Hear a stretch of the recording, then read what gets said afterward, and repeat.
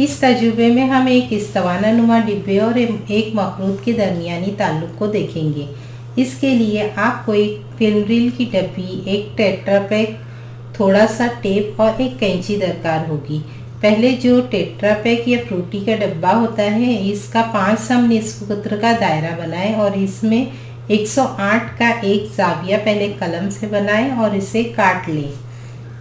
फिर इस 108 के सेक्टर को मोड़कर एक मखरूद बनाएं और जोड़कर टेप से चस्पा कर दें। इस तरह मखरूद बनेगा और ऐसा होगा जो रील की डिब्बी में बिल्कुल फिट बैठेगा। रील की डब्बी का पेंदा और मखरूद की सतह मसावी होगी।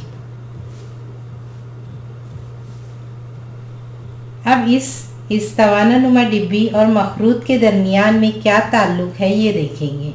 ये बेलनुमा इस्तवानी की समाई इस मखरूद से 3 गुना होती है।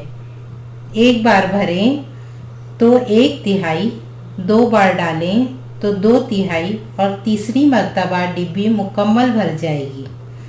यानी ये बेलनुमा इस्तवाना मखरूद से 3 गुना समाई में बड़ा है।